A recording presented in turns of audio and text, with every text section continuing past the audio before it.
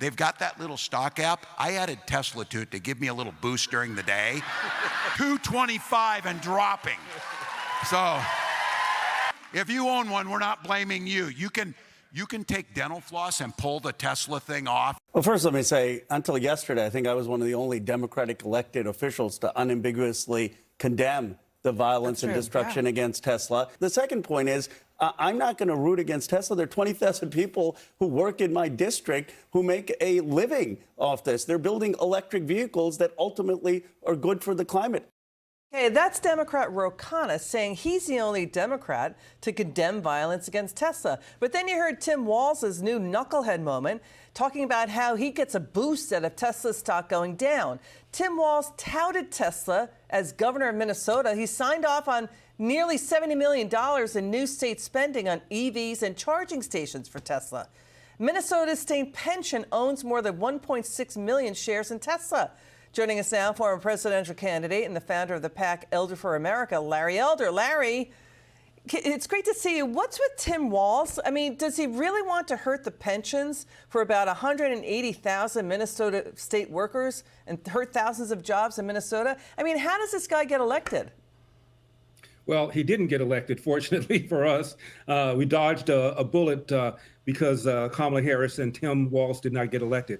But, you know, on January 6th, the so-called insurrection, the feds leaned on banks like Bank of America to turn over records of their customers who'd gone into stores like Dick's Sporting Goods, presumably because they were afraid they might have bought firearms. And Bank of America, without a subpoena, voluntarily turned over the records. Now, we didn't ask people to burn down branches of Bank of America. People like John Rich and Dr. Ben Carson and myself, it was covered on Fox News, started our own bank called Old Glory Bank to value privacy, security, and liberty, and urge people to open accounts. By the way, we offer a $100,000 life insurance policy for free to active duty military and first responders. That's how we responded. During the summer of 2020, the George Floyd BLM riots, not only did you not have widespread condemnation, but Kamala Harris goes on one of the late night shows and says they're not going to stop, nor should they stop. And she retweeted the website that put up a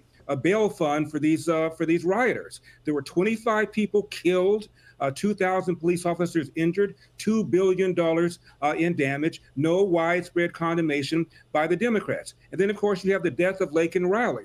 Not only was there not widespread condemnation of the illegal alien who killed her, but there was deafening silence for the prior 4 years when Joe Biden intentionally allowed some 12 to 15 million illegal aliens in the country, many of whom on the terror watch list. Some of them had been convicted of murder in their host country. Yeah. Absolutely, totally outrageous. Where was the outrage on the part of the left when this was all happening? We don't hear the Democrat. We hear Democrat thundering silence, just silence. You know, one person tweeted when conservatives didn't agree with Bud Light, they just stopped buying the beer. They didn't like light up, you know, Bud Light stores. Right.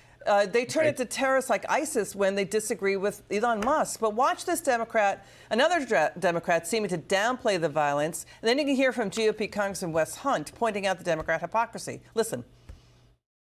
I think you always have to be aware of the potential for physical violence. That's largely un-American. I've seen Democrats on TV for the past week scream, Elon Musk, Musk, Musk, Musk, Musk, Musk, Musk, Musk. It's been quite invigorating, actually. I'm really enjoyed it. And what's funny about it to me is that you're mad at the guy that found the fraud, but not mad at the people that wasted your money. Yeah, that's funny stuff. But that first Democrat saying, largely un-American, so some physical violence is okay. We got to get to this. There is news coming in. The far-left grassroots movement, they call themselves a grassroots movement. It's a group called Tesla Takedown.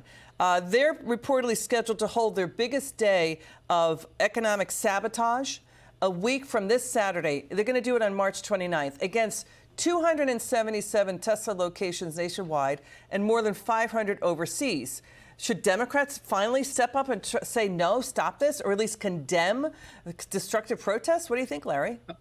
Of course they should. And you mentioned Ro Khanna from California, the Democrat at the top of the show, top of this segment. I ran into somebody on an elevator who worked for him when I was running for the recall election in California. And I said, well, you probably shouldn't tell your boss she said hello to me. He said, or she said, I don't want to identify him or her, you'd be surprised how my boss really feels about Gavin Newsom. So there is some intelligent life in California in the person of Ro Khanna.